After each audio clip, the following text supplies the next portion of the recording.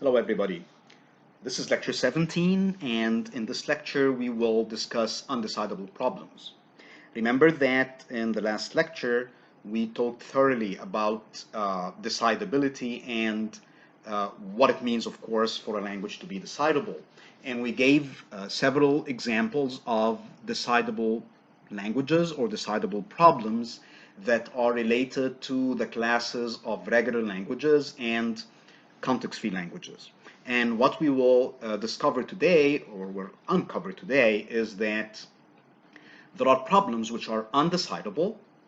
They can never be decided by a Turing machine, which means that there is no Turing machine such that given a string in one of those languages, it will accept, and given a string outside the language, it will reject. The point is that such Turing machines will loop forever, sometimes on strings not in the languages. And even it's even could be worse, as we will see towards the end of the lecture.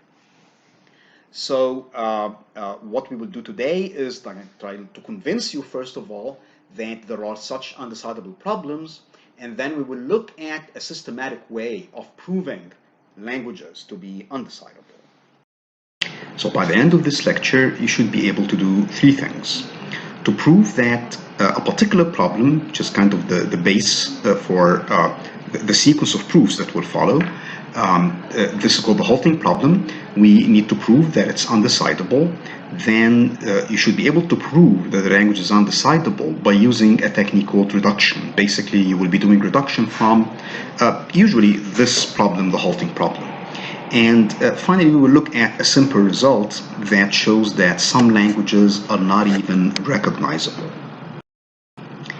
So the halting problem is the problem of deciding the following language. This is called A sub TM. Remember, there was A sub DFA, the acceptance problem for DFA, and A sub CFG, the acceptance problem for context-free grammars. Now, A sub TM is the acceptance problem for Turing machines. Now, what is that? This is the set of string encodings of pairs M and W, where M is a Turing machine which accepts string W. So this is pretty much the same as A sub DFA, but instead of a DFA, we have a Turing machine. Okay?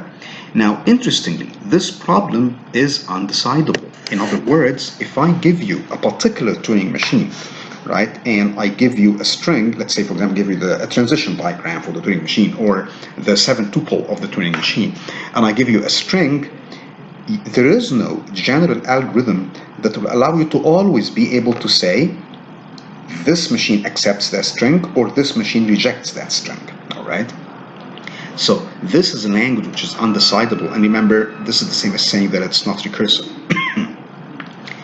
Now, note what this means, right? Given the Church-Turing thesis, the thesis that Turing machines are algorithms and algorithms are Turing machines, you can never write a program in Python, for example, that would take two inputs, okay? Now, the first input, which is this Turing machine, we're going to think about it as an algorithm or the source code of some Boolean function, some function that returns true or false, right? That accepts or rejects, basically, and an input to that function, right? So you can never write a program in Python, for example, that will take a program written in Python, the code of a program written in Python, and an input to that program, and determine whether the program will return true or false. You will never have that tool. You can never implement it, because basically we're going to prove that it's impossible to do. Now, before actually attending to that proof and showing that A sub TM is undecidable, we will prove that it's recursively enumerable, it's recognizable, it's RE. We're going to prove that this problem is recognizable. Now, how's that? So, a Turing machine U, I'm going to call that machine U, and I'll tell you why. Recognizing A sub TM will run as follows. Of course, you'll give it an input, M and W, all right, and it needs to accept if M accepts W and not accept if M does not accept W. So simply you can skip that step, but if this is not a valid Turing machine encoding, if there's something wrong, if it's missing transition function, if it's missing the accept state, for example, then basically you will reject, okay? Now, supposing that you have a valid encoding of a Turing machine and a string, you will basically simulate M on W.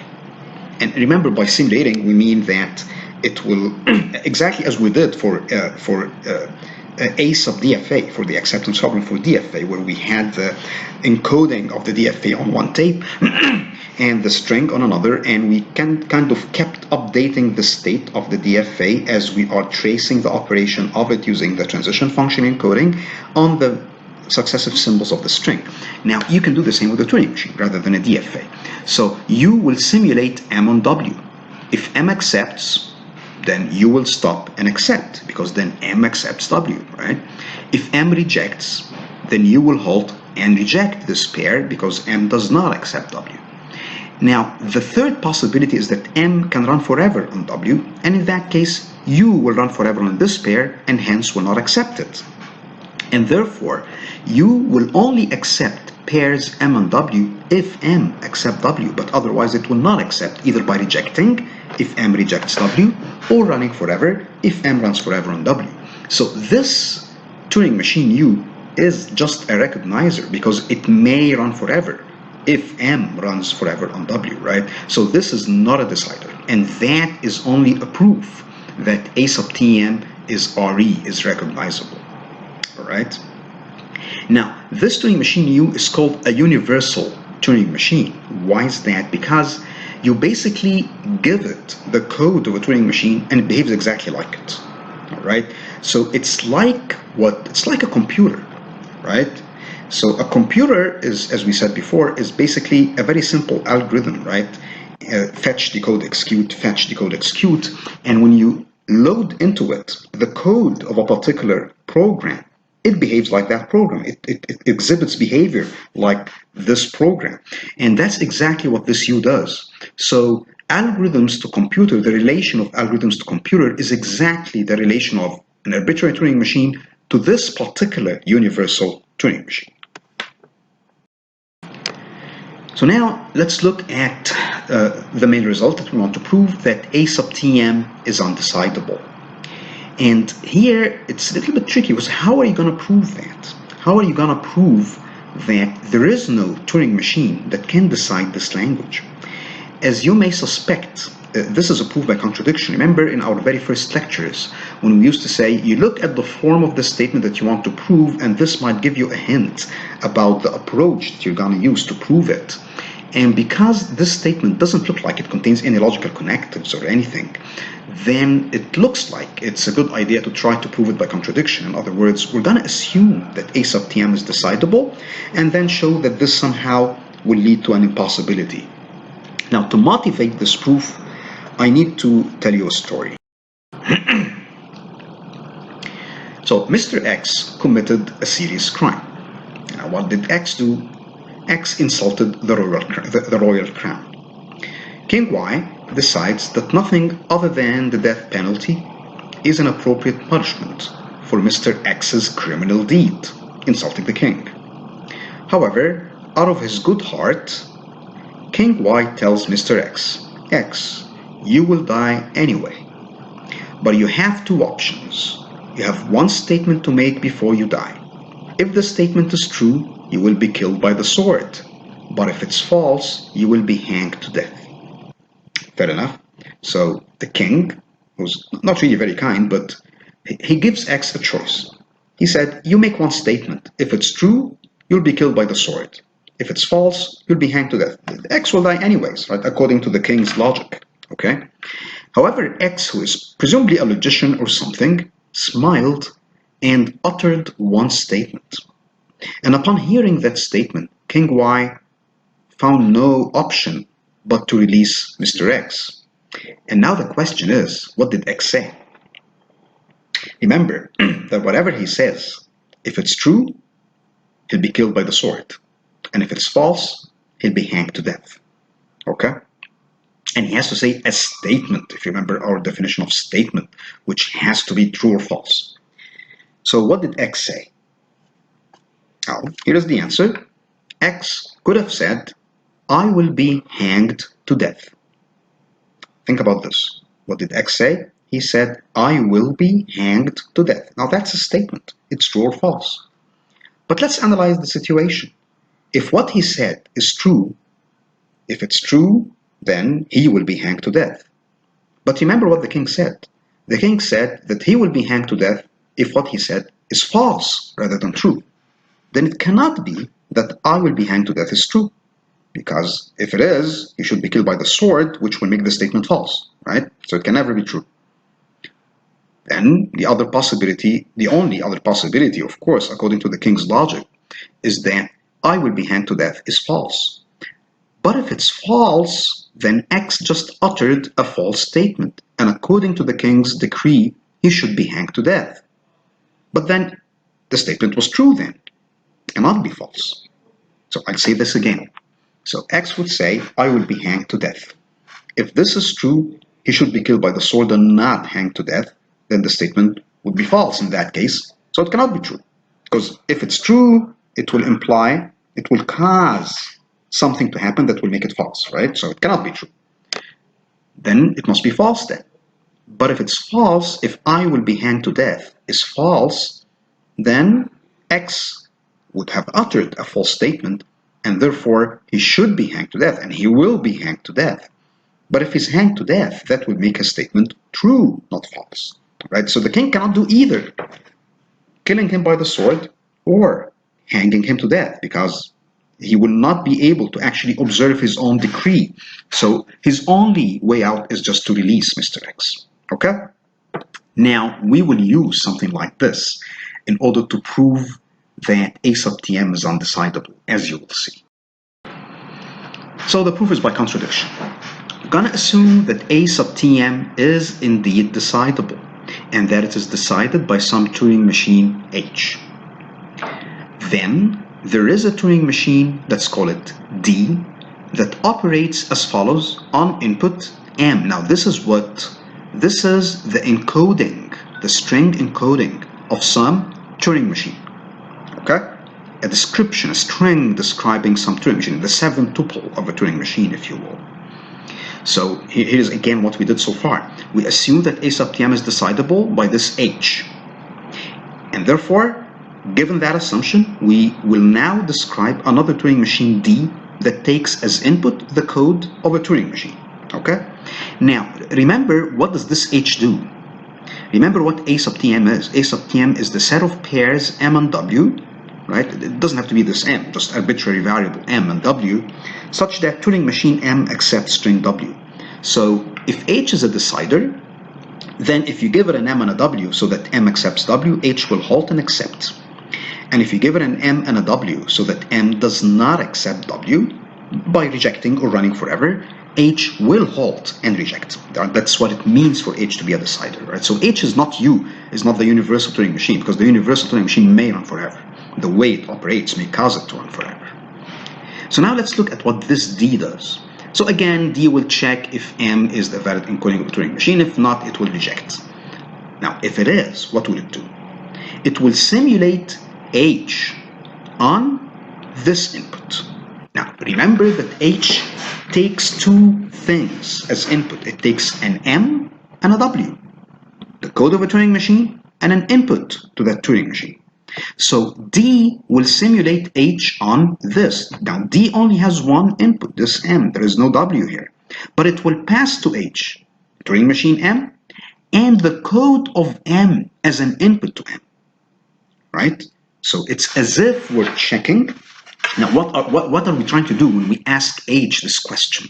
Now, when you run H on this pair, you're basically checking whether M accepts its own code. That's what H will tell you, right? If H halts and accepts, then M accepts its own code.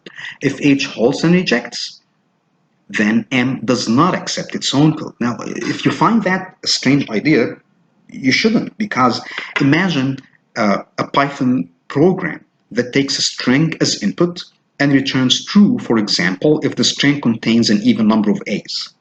Now, you can give it any string as input, and it will return true if it contains an even number of A's and false otherwise. Now, you can give it any string, even the very code of that very same program, right? The code of this program, right, is itself a string, so you can feed it into the program as input. You can type it up as input to the program, and the program will say true if its own code contains an even number of A's and false otherwise. So there is no problem with that. if a program can take a string as input, then its own source code can be given to it as input. Okay? So here's what D will do. D will run H on M and its own code, M's own code. If H accepts, D will reject. But if H rejects, D will accept. So basically, D will reverse the decision of H on M with its own code as input. Okay?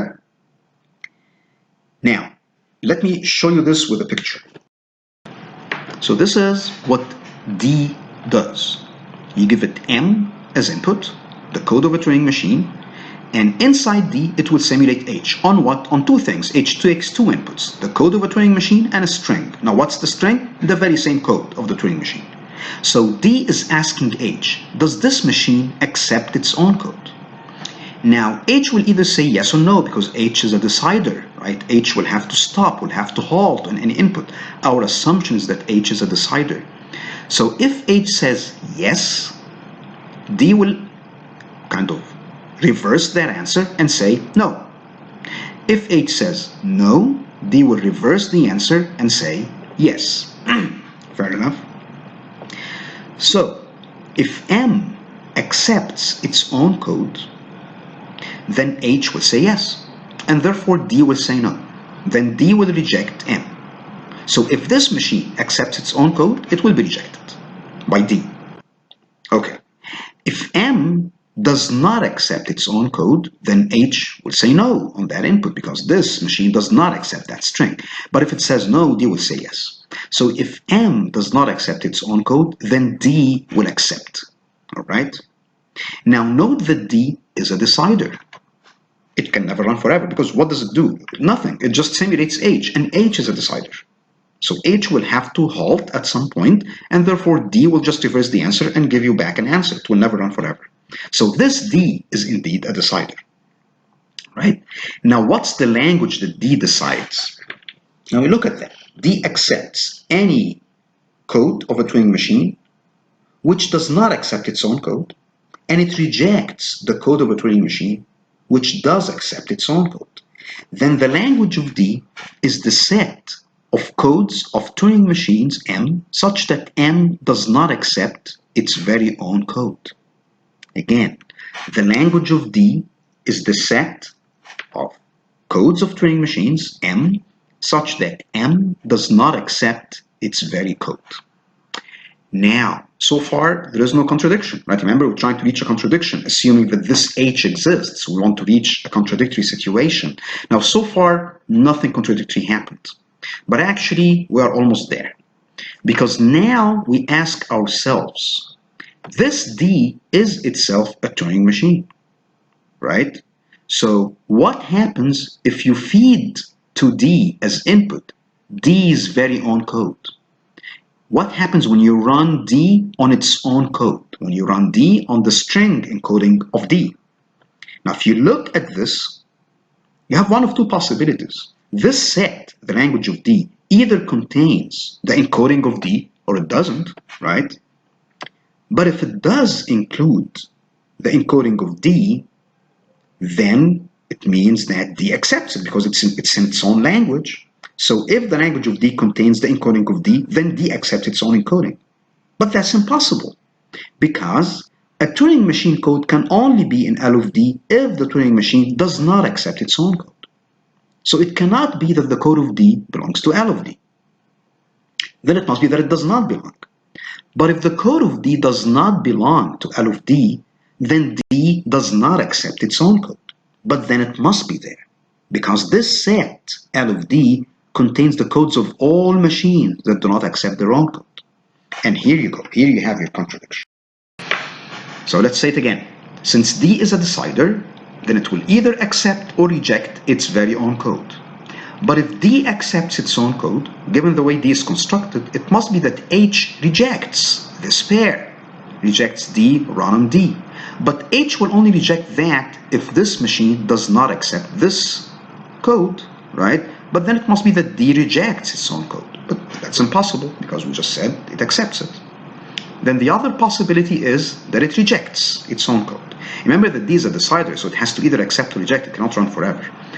So if D rejects its own code, then H must accept this pair, because H accepts,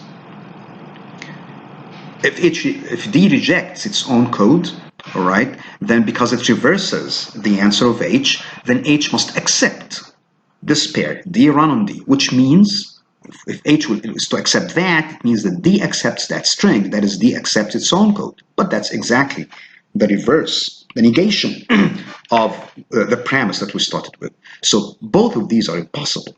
So you have a contradiction here. And where is the only assumption that we made? The only assumption is that there is this H. So it must be that there is no Turing machine H that decides A sub Tm, and hence A sub Tm is undecidable. Look, the undecidability of A sub Tm will be used to prove that other languages are also not decidable. Actually, there are infinitely many undecidable languages, all right? And the general structure of an undecidability proof is as follows. It's a proof by contradiction. So you have a language L, for example, and you want to prove it's undecidable. So you assume that it is decidable. If it is, then there is some Turing machine M that decides it. Now, what you need to do now is to use that Turing machine M to construct a decider for A sub Tm. Or, as we will see later, for any other undecidable language that we prove is undecidable, right? Again, you're going to assume that L, which you want to prove is undecidable, is decidable. And it is decided by some Turing machine M. Then you need to use that M to construct a Turing machine that decides A sub Tm. But you know that that's impossible. That this decider that you just constructed with the aid of M is impossible to exist because we just proved that A sub Tm is undecidable.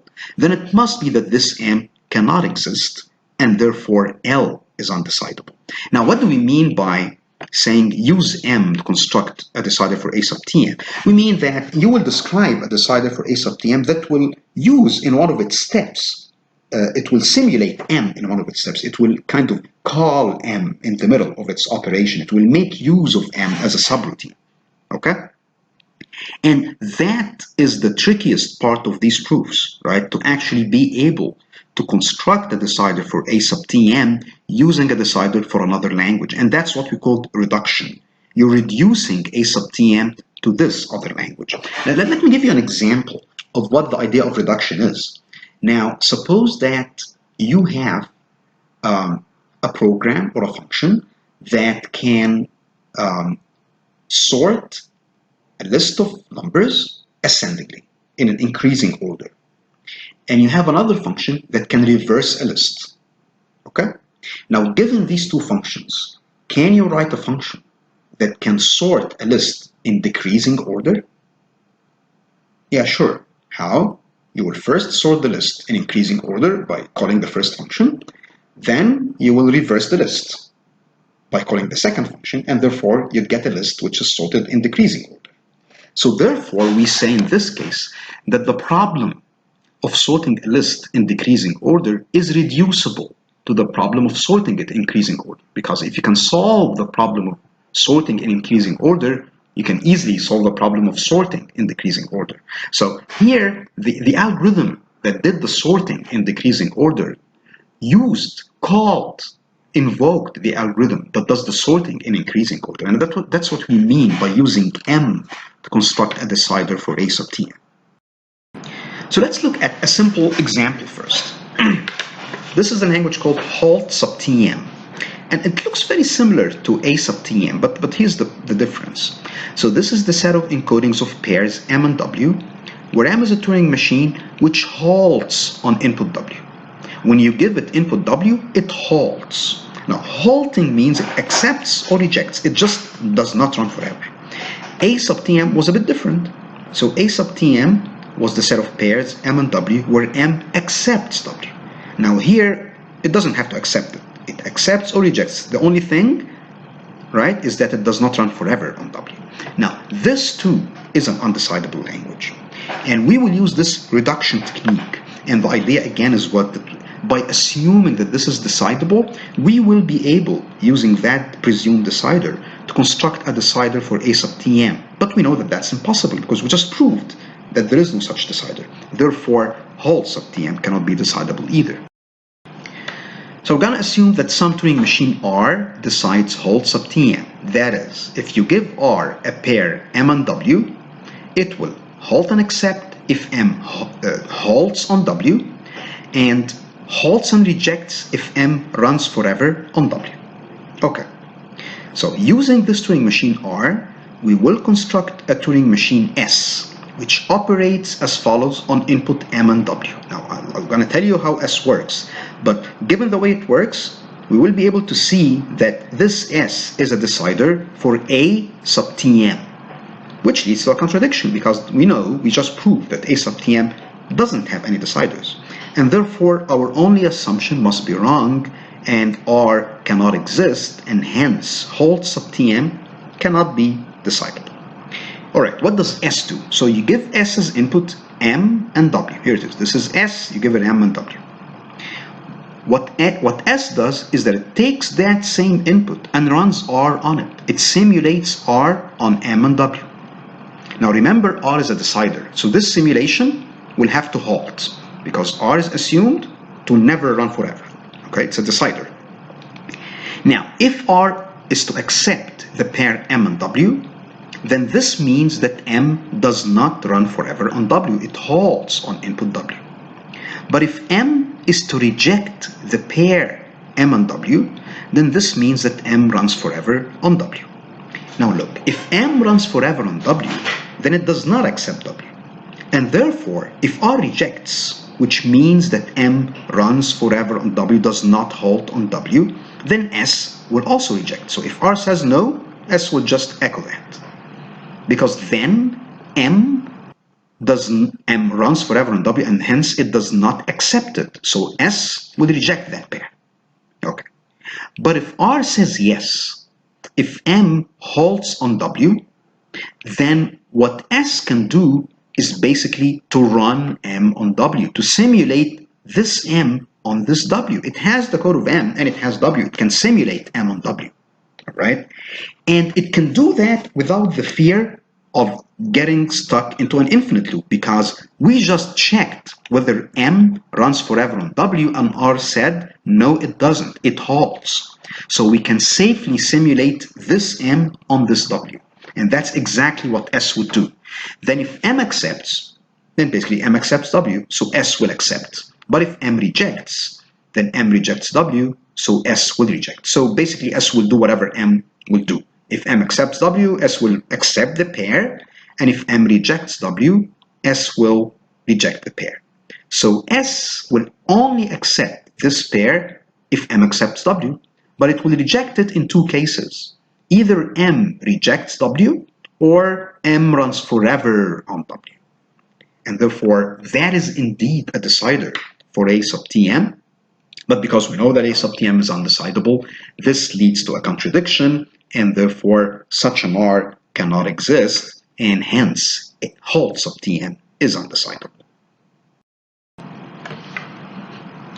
Second example is a bit trickier, right? This is called E sub Tm, and we saw E sub DFA and E sub CFG, the emptiness problem, but this time for Turing machines. This is the set of all Turing machine encodings, M, where M is a Turing machine whose language is empty. That is, if I give you the encoding of a Turing machine, there is no general way of knowing whether its language is empty, okay? Now, there is a host of undecidable language that have this general form. They are sets of codes of Turing machines such that the language of that machine has a certain property. And the proofs that these languages are undecidable, all of them have the same structure that I'm going to describe in a minute. Now, the only differences depend, of course, on the property that the language has, the language of the machine has. So the structure of the proof is as follows. Given that language L, you want to assume you prove it's undecidable, and this L is a set of codes of Turing machines such that the languages of those machines have a certain property, like the language being empty, for example, in E sub Tm. So it's a proof by contradiction. As always, we're going to assume that L is decidable by some Turing machine R. Then we're going to use a reduction again from A sub Tm to L. And the way we're going to do that, that's the ingenious part. For every pair M and W, for every Turing machine M and string W, we're going to define a corresponding Turing machine M prime. So the operation of this M prime is this is the big mystery here, right? And we're going to see what it would look like for E sub Tm, for example. But somehow its operation will depend on this M and this W. In such a way, you need to construct this M prime in such a way that you can make this conclusion given its construction. So what's the conclusion? The conclusion is that no matter what you put here, you want to make sure that this is true or this is true, right?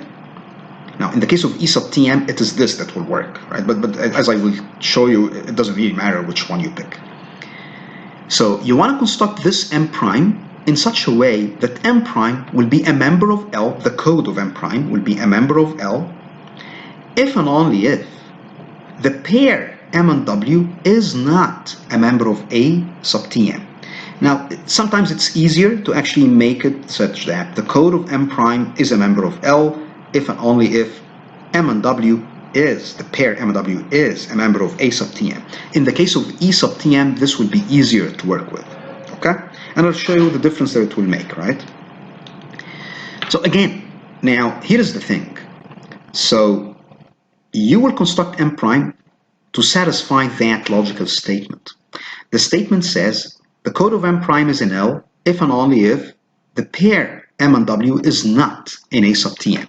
That is, if and only if M does not accept W, given the definition of A sub Tm. Okay.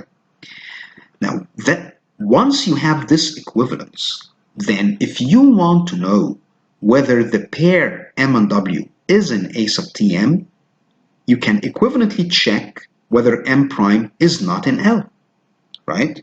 In other words, you can reduce the question about membership in A sub Tm to the question about membership in L, and we just assume that this question is decidable by this R.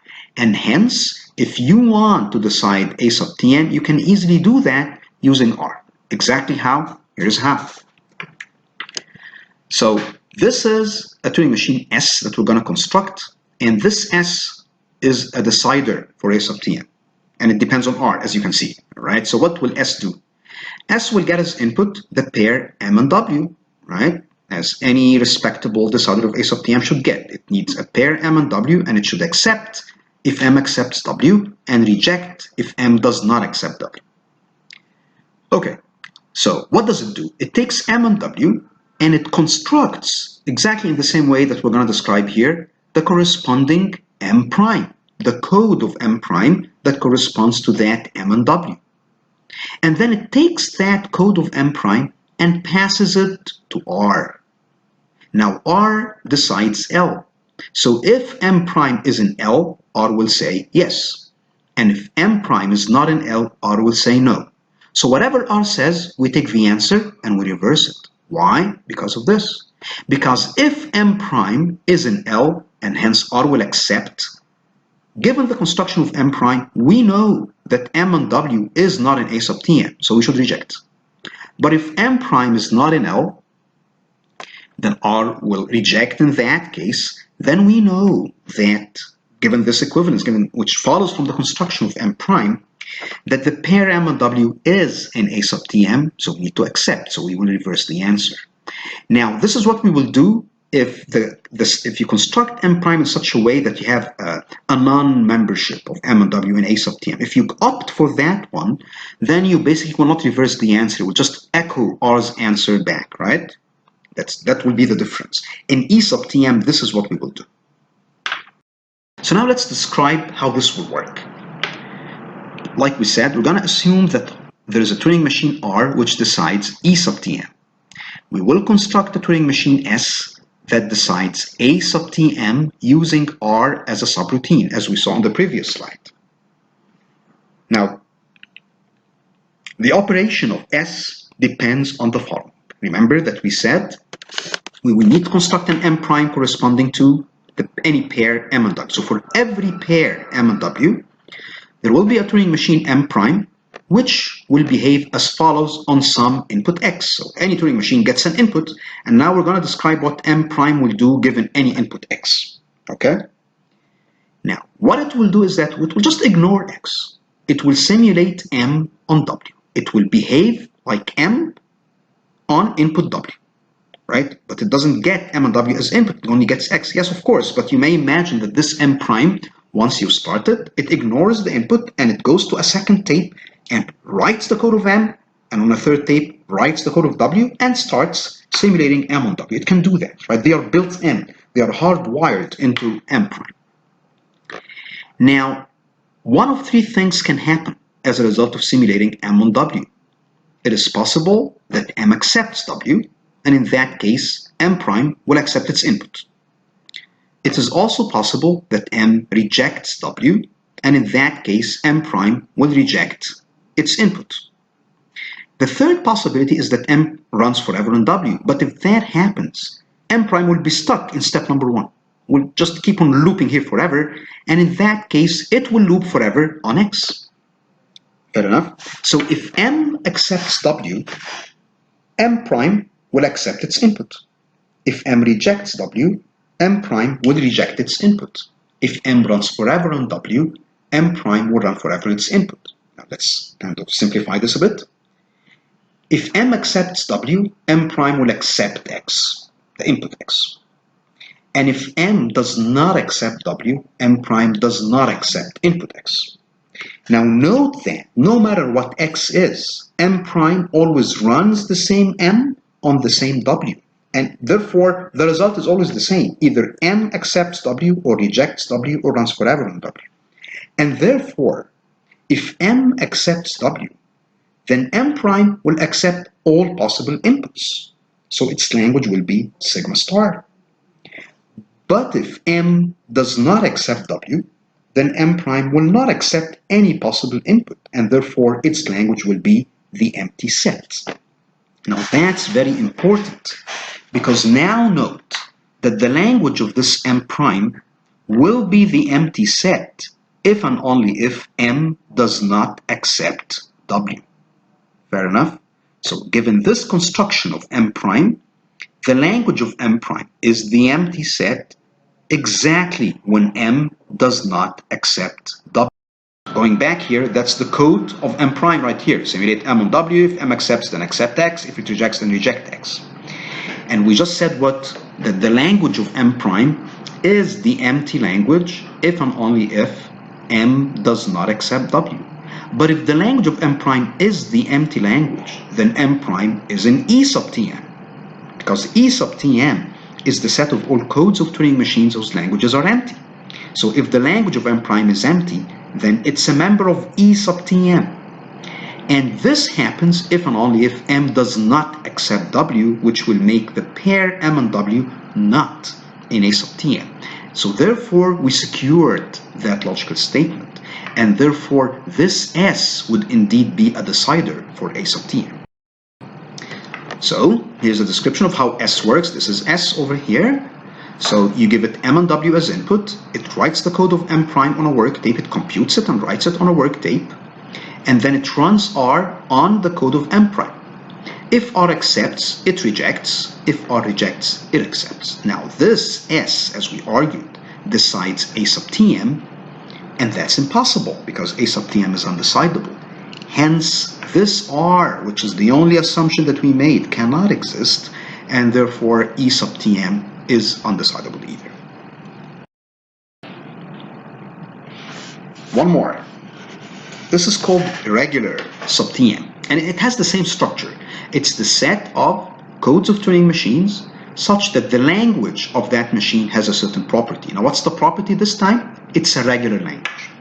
So this is the set of Turing machine codes where the languages of those machines are regular. That is, they can be recognized by a simple DFA. Okay? So again, we will use the very same idea that we presented before, the reduction idea. Here goes. For every pair M and W, there is a Turing machine M prime. Now, M prime this time will behave as follows on input X. Remember, what do we want to do here? We would like to show that this M prime, the code of M prime, will be in regular sub Tm if and only if M and W is in A sub Tm. So this is how it will work.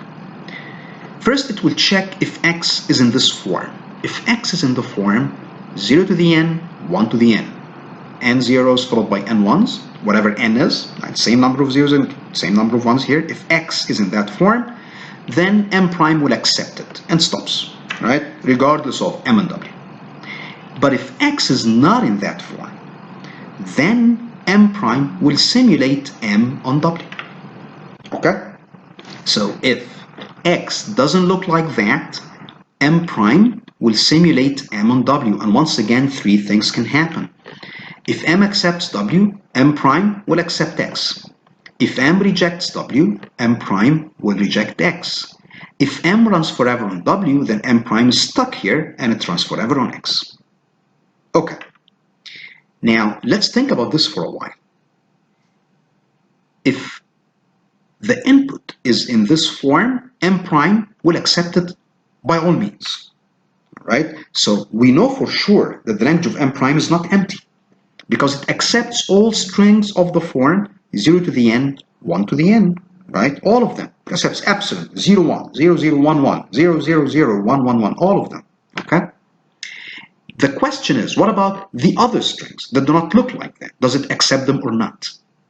Well, according to this, right, which is just like what we did in the previous example, if M accepts W, then M prime will accept any string that doesn't look like that, right? Any other string, right? It will always accept that X. It will accept in this step.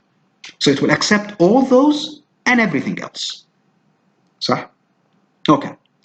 But if M does not accept W by rejecting it or by running forever, then M prime will never accept an X that doesn't look like this. So here is the thing. Therefore, the language of M prime will be sigma star if M accepts W. Why sigma star? Because take an arbitrary string out of sigma star. If it looks like that, it's accepted.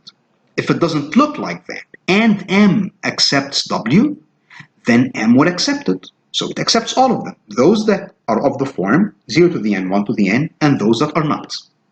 Okay.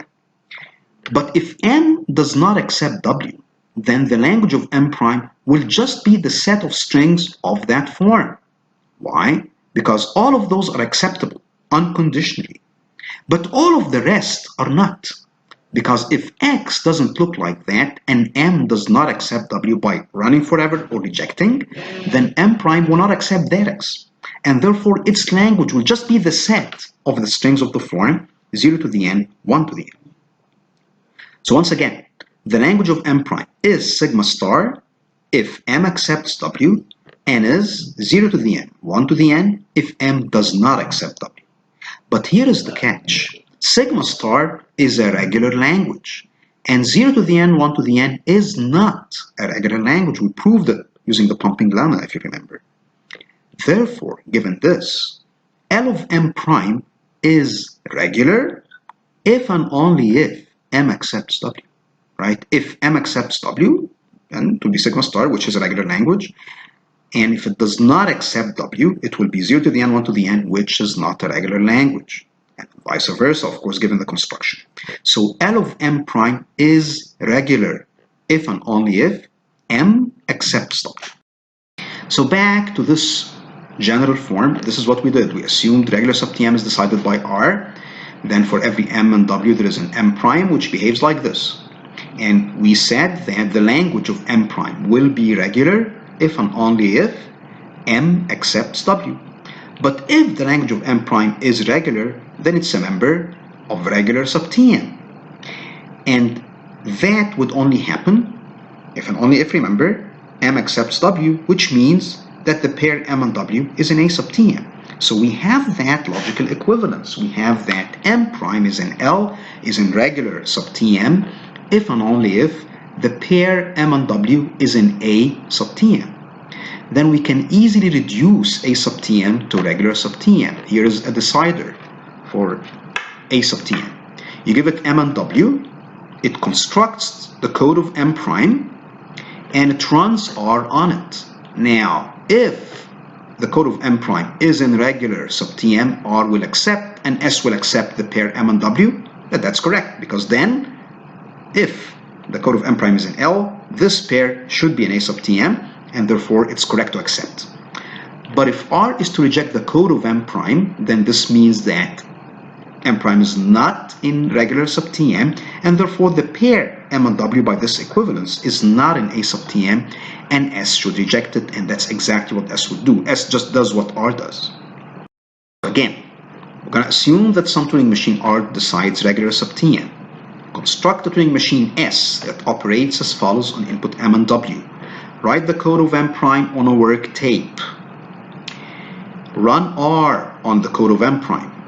If R accepts, accept. If R rejects, rejects. Now that S is a decider for A sub Tm, which is impossible to exist, and therefore this R that we assumed cannot exist. It's also impossible. Hence, regular sub Tm is undecidable.